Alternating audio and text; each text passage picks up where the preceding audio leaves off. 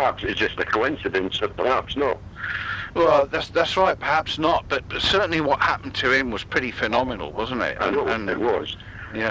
And he had an X-ray and it showed a small scar on his brain. And he was asked when he had the knock on the head, and he said, "I've never had one, a knock on the head.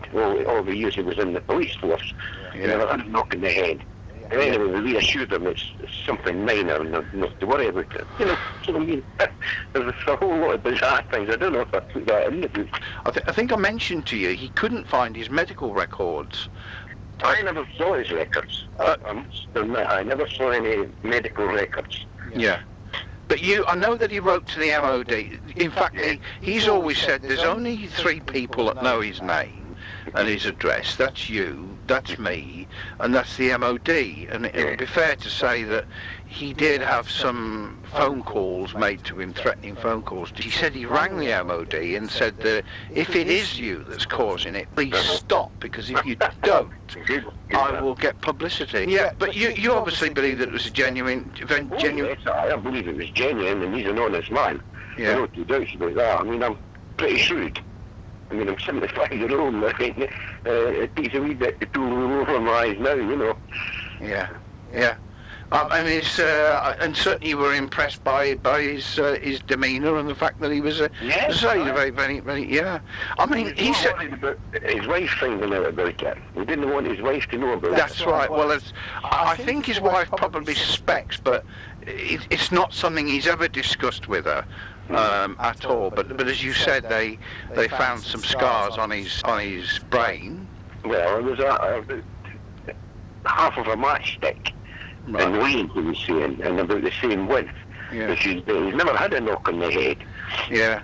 So he was told not to worry about it. The maggots, because That's right. Yeah, they mutated. Yeah. So I mean, it's like they've been put forward in time and something or another. Yeah. He called them casters, I believe. Right. The pupated.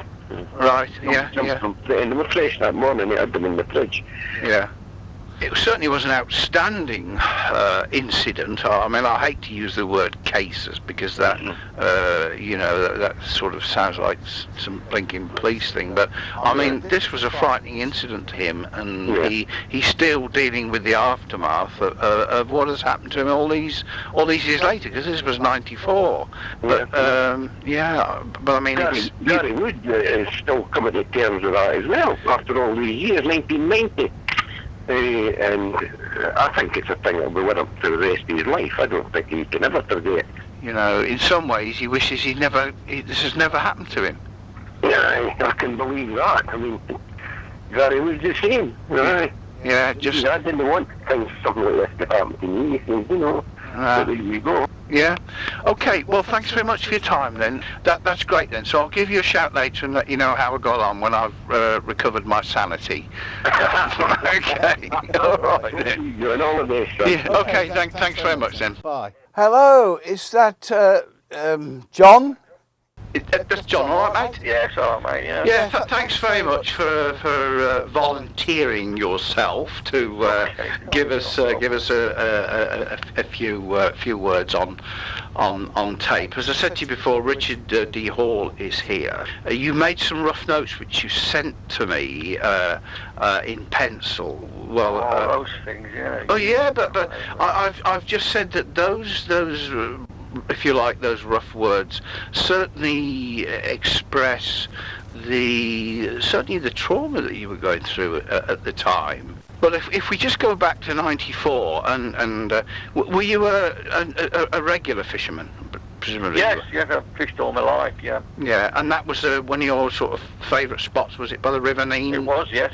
At Wellingborough, and I know that on that afternoon there was nobody else there, just yourself. No, that's right. I was on my own. Well, I mean, the area I was fishing, I was on my own. I mean, the lakes, they do stretch quite a way round. Yeah. There could have been people around the other side, but they would have been amongst the trees then anyway. Right, and at some stage, you saw we've got the illustration here. Saucer-shaped object appeared over the water, and it appeared to be sucking some water up, but there's some sort of turbulence with the water below it, wasn't there? Yeah, the water was swirling, probably the size of a, this distance of water was swirling, probably the size of a bucket. It wasn't a massive swirl, it was like a bucket-sized swirl. Yeah. You know, and the water, the beam thing, I don't know if you probably notice, when it's summer and sometimes you get the sun shining through the window. Yes. And sometimes you can look at the rays of the sun and you can see all the dust particles, can't you, sort of floating in the beam. Right. It was very similar to that. So you were close enough to throw your... Well, I wanted to throw my fishing rod at it because the reason for that, it was an instinctive thing. I just wanted to make sure it was real. Yes. You know, and obviously if I'd been able to do that, and I would have known that. Well, it was real anyway, but at that particular point, that's what I wanted to do. But I couldn't move anyway. And you told me that the maggots that you'd had fresh that morning. I mean, that doesn't sound very appetising to me, I suppose, unless you were a fish. But the fresh maggots, they had pupated, hadn't they? The fresh maggots are pupated. I bought them in the morning at 7, just gone to about, I don't know, 7:30, on my way to the fishing. And they after this episode, when I looked down at the maggot box, they'd all pupated to casters. Yeah. What we call casters, fishermen call casters. But for that to happen, you know, it takes days, and even if you put them in the fridge, it takes about a week for them to pupate. And to be honest, John, that's what I looked at to know that I did see what I saw.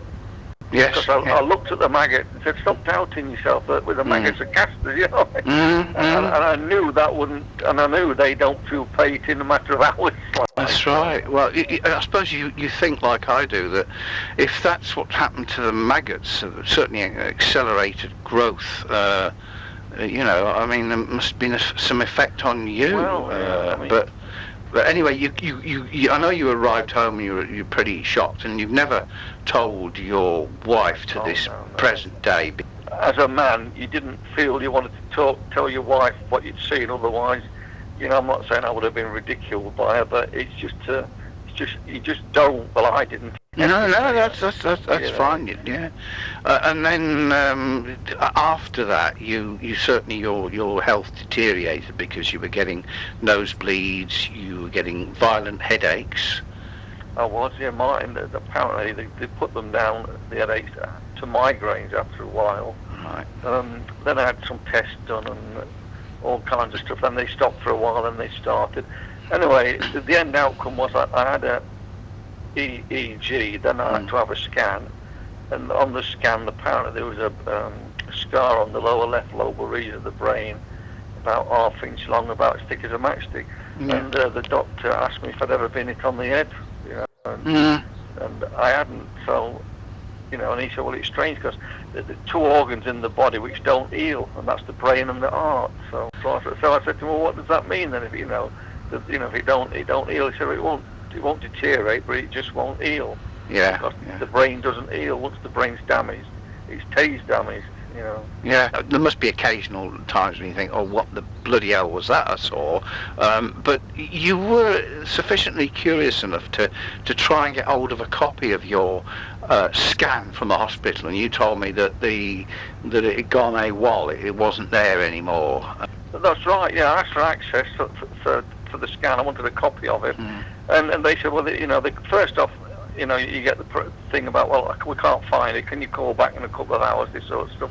Well, you know, which I got, and I did. But apparently they still couldn't find it. So then I said, well, I mean, you know, apart from a paper copy, you will have it on computer, won't you? And she said, yes. So I said, well, you know, can't you run me a copy off of that? And she said, well, yes. And then, she said, I'll call you back, I don't know, 20 minutes. She said, she called me back in 20 minutes and said she couldn't... And which hospital was that, John? It was Oxford. Radcliffe. Oh, Radcliffe, yeah. And they couldn't, it wasn't on the computer either. Your records are gone from the doctors? Yeah, that's right. There was no record then at the doctors about the scan I had at all. It's really mysterious, yeah. First off, I thought, you know, well, you know, we know people make mistakes, you know, and all that. But you and I have an idea of where some of your medical records, but as far as the hospital, the doctors are concerned, they have no records there, do they? They don't. No. And I even went to a solicitor, you know, just in case they were pulling the wool over my eyes. But I tell him, you know, and it'll go away. But even when the solicitor wrote, they wrote back to the solicitor with the same information. When you contacted the MOD and spoke to them about the case, not of any defence significance? No, she just said it wasn't, they said, well, they do look at these things, but then when they've decided that it's of no defence significance, that they just, it's just something they don't get interested in. But like I said to her, because I remember it was a woman, but like I said to her, I said, well, if there are no defence significance, then I'd be bloody worried then. I said, if these are coming into the country, wherever they're coming from, and nobody knows what they're up to or what they're about, and there are no defence significance, and it's strange, I said, and yet if an aircraft penetrates British airspace, I said, you send fighters up to escort it away, and it's and it's another plane. And, But anyway, she was just saying, well, that we know they're not a threat to this country, so, obviously they don't take action. Right. But a bit weak, like, because how can you say something's no threat if you don't know what it is? But since all that, and then, I've thought about a lot of stuff, and I'm absolutely certain they know about these things. But the MOD? Yeah, I'm absolutely certain now they know about them. The thing I saw, it was massive as regards, something flying into the air without being picked up. There's no way things like that, with the satellite stuff we've got today in technology, that could have got through and nobody knows about it. I firmly believe now that they are aware of these things. And either they know what they're up to, or they just let them get on with it because they can't do anything about it. You did have the usual people ringing you up and threatening you, which is to keep quiet, which... That's right. Well, they say there's nothing stranger than science, but, that is a part of it which, I have found frustrating to deal with, because all my life I've dealt with things and I've come to a conclusion about them, or put them or whatever. But this is like an open sore to me, because I can't see why anybody would want to carry out, routines like that, just because I've seen something, and on the other fact, like I say, nobody else knows. I mean, after all that, my wife when I was married, came to me saying she thought she was being followed. And I didn't even tell her, because I thought to myself, well, you can't be being followed because I've never told you about it. But anyway, she said it went on for a couple of weeks, and I thought, well, I'll just see if she is. And I got out in the car, which is, I felt guilty really following your wife around a lot, because, but anyway, I got out and followed her around two or three times, and she was being followed. And then I rang the MOD. And strangely enough, I shouted down I don't know, it was a chap actually the second time. I said, my rear arm, I said, I'm thinking you're doing this because of the incident I witnessed.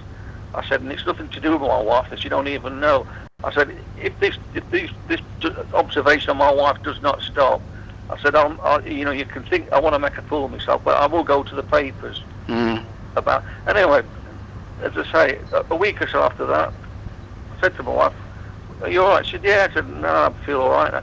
And it had stopped. See, when you witness something, it sets you thinking. You think about all kinds of stuff, and I can't see no sense or reason to it.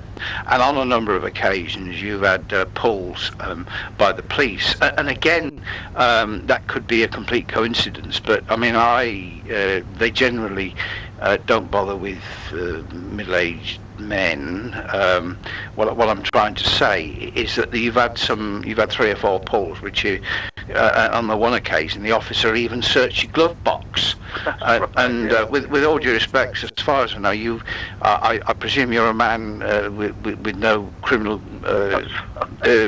convictions or currently carrying out criminal offences that would perhaps bring you to the attention of the police, and it certainly appears that your car might be flagged up. There's been so many strange things happening since this sighting. I just can't work.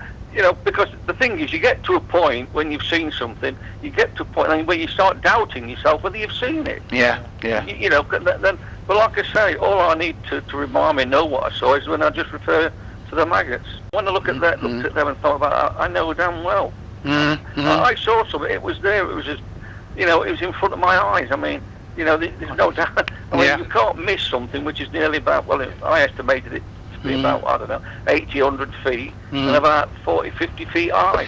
Yeah. And I was, probably 20, 30 yards away from it. John, he wants to ask you a couple of things. It's okay, Hang on mate. a minute. Go on, yeah. All right.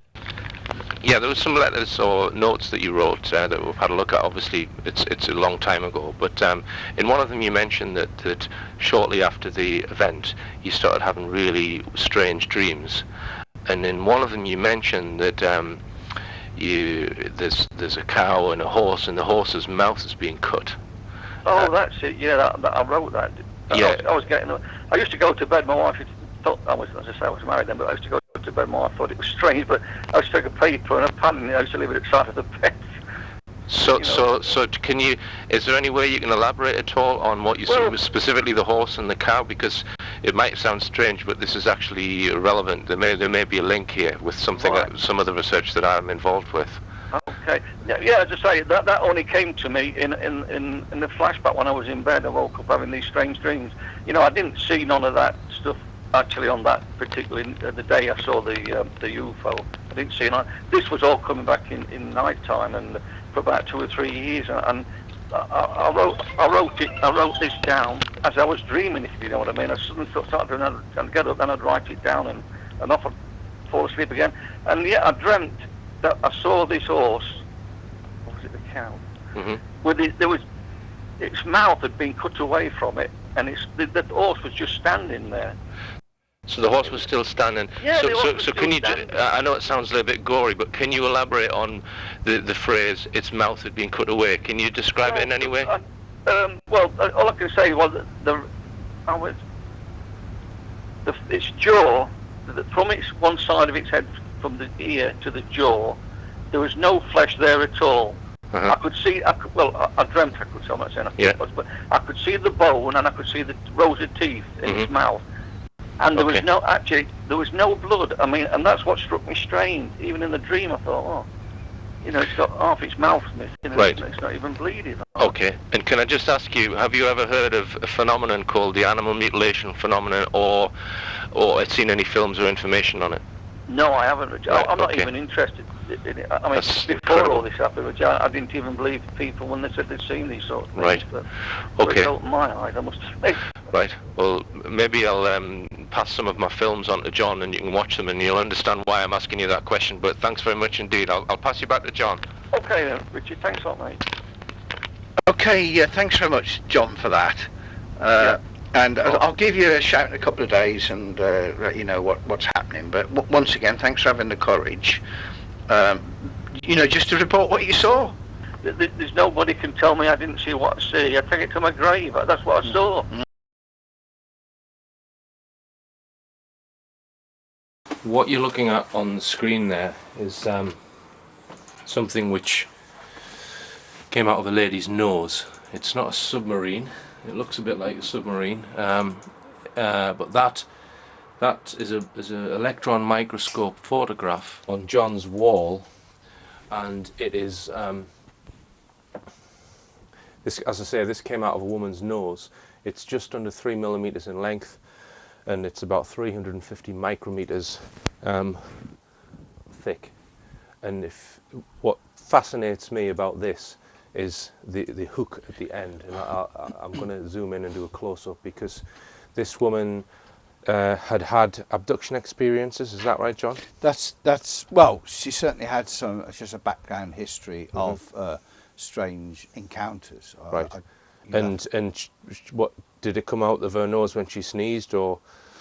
Yes, she was in bed, and she sneezed, and it came out of a nasal cavity, and she put it in a tissue, and eventually we got hold of it, and we've had it ever since. Right. And you've still got the object in some water. You have to shake it. Give it a shake. I don't know how well we're going to be able to see it. There, you can just see it falling down there. Tiny fragment. So it's a tiny fragment, and as I say, there we go. Let's just see if I can shake it up. Let's see it again.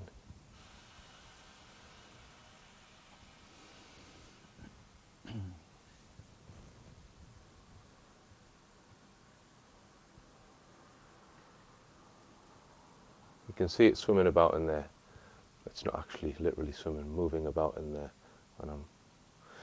And it to the naked eye, it just looks like a little spelk which is three, as I say, just under 3 millimeters long. Now, interestingly, you sent this image to be covered in UFO magazine, and when they published it, we sent a report, which we have here somewhere, and we sent it to the magazine, and rather bizarrely, they published the article, but for some reason best known to themselves, the hook on the end was cut off. So they published this image of this thing which has come out of a woman's nose, but they failed in their photograph to include this end piece. Well, they did, yes, that's right. Yeah, so they've cut that off the edge of the photograph, and you were a bit irate about that, John, yeah? Yeah, I was puzzled, and I think I'm pretty sure I certainly mentioned it to Graham. Birdsall. And it was certainly it was an error, some sort of a printing error or something. I don't know. You see, my mind goes to places of conspiracy when things like that happen, because for me, if this is just under a 3 millimeter long object which has come out of somebody's nose, and when it's